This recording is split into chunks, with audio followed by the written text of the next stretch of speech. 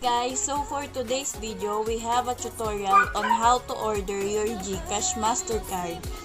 So before we start, please like, share, subscribe, and click the notification bell to be notified with our new videos. So let's start. So first, let's go to our Gcash app. Then enter your 4-digit PIN.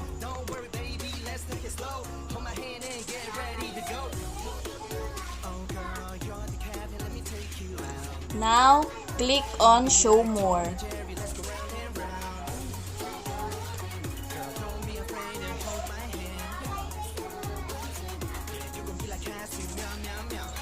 Then, in the Fund Management section, click on Cash Out.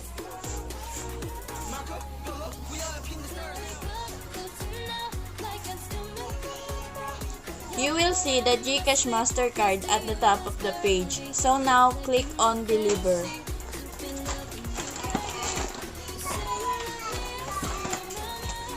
So disclaimer, we have resumed deliveries to Metro Manila and selected provincial areas. Due to the community quarantine, please expect some delays in the delivery. Thank you for understanding.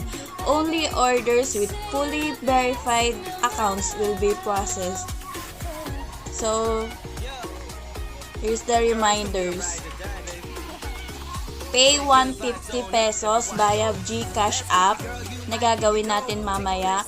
Enter the payment details and note down the reference number, a 10-digit reference number, complete card order form, and deliver details na nandito sa pinakababa. The standard delivery time will days upon confirmation of payment.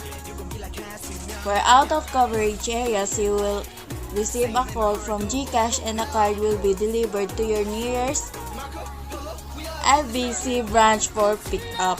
So, ayan lang. Kukumpletuhin nyo lang yung Gcash mobile number, first name, last name, house number.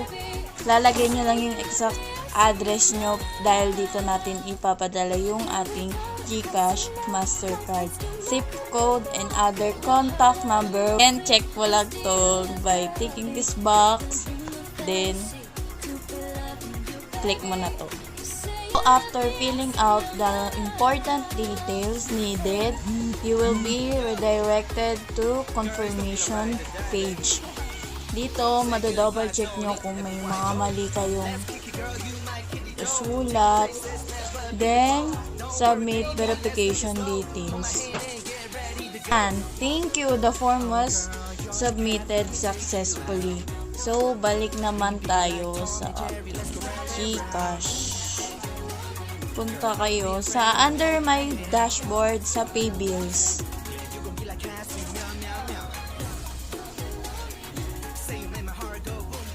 Under the biller categories, click nyo yung payment solutions.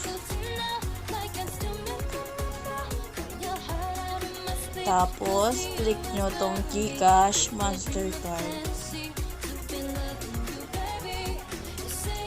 Fill out nyo lang siya ng mobile number, amount, enter the amount, yung 150, then yung email address nyo. Then, click Next. Ang next page is confirmation page ulit. Confirm lang natin kung tama yung nailagay natin na mobile number, email, at yung amount. Then, click mo itong confirm.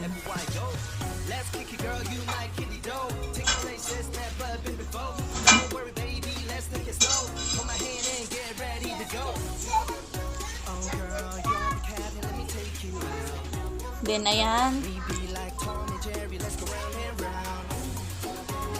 Ayan, nag-text na din siya.